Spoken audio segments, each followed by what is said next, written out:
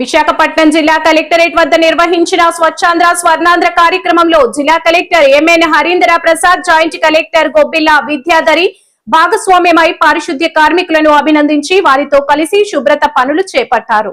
ఈ సందర్భంగా ప్రతిజ్ఞ చేశారు. పరిసరాల పరిశుభ్రత అందరి బాధ్యత అన్నారు.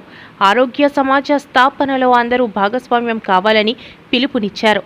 ఈ కార్యక్రమంలో వివిధ శాఖల అధికారులు, కలెక్టర్ కార్యాలయ సిబ్బంది పాల్గొన్నారు.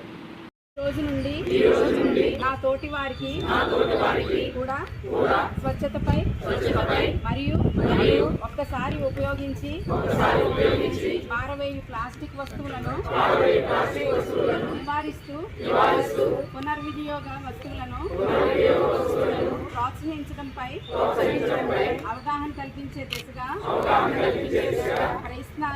ప్రయత్నిస్తానని మన ఆంధ్రప్రదేశ్ను స్వచ్ఛాంధ్రప్రదేశ్గా తీర్చిదిద్దేటట్లు నా వంతు కృషి చేస్తానని ప్రమాణం చేస్తున్నాను. అందరికీ నమస్కారం అండి. ఈరోజు సాసా ప్రోగ్రాంలో భాగంగా మనము కలెక్టరేట్లో స్వచ్ఛాంధ్ర ఈ విధంగా సెలబ్రేట్ చేసుకోవడం జరుగుతుంది. ఈ భాగంలో కలెక్టరేట్లో వాళ్ళందరూ కూడా స్వచ్ఛాంధ్ర కింద పార్టిసిపేట్ చేయడం జరిగింది. అయితే ఇందులో 2-3 విషయాలు మనం చర్చించుకోవడం జరిగింది. మొదటిది శానిటేషన్ వర్కర్స్ యొక్క భద్రత అండ్ సేఫ్టీ. సో వాళ్ళు క్లీన్ చేసేటప్పుడు ఏ విధంగా మాస్క్, గ్లౌస్ ఇవన్నీ వేసుకోవాలి అండ్ అవి వేసుకోకపోతే ఎటువంటి వాళ్ళకి వచ్చే సంవత్సరాల్లో ఆక్యుపేషనల్ హజార్డ్స్ వస్తాయి అన్న దాని గురించి చర్చించుకోవడం జరిగింది.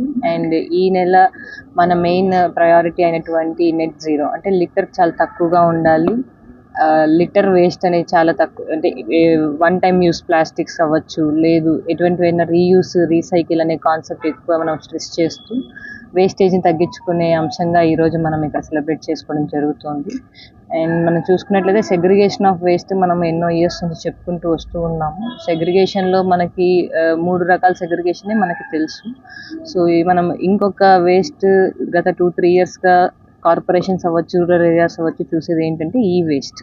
సో డివైసెస్ ఎక్కువ అవుతున్నాయి, ఎలక్ట్రానిక్ వేస్ట్ ఎక్కువ అవుతుంది. At least remaining dry and wet వినో ఎట్లా మనం డిస్పోజ్ చేయాలి అని, ఈ వేస్ట్ ఏ విధంగా డిస్పోజ్ చేయాలి అనేసి కామన్ మ్యాన్కి పెద్దగా ఐడియా ఉండదు. సో దానికని మనం సపరేట్ బిన్ కూడా కార్పొరేషన్ పరిధిలో తెచ్చుకోవడం జరిగింది.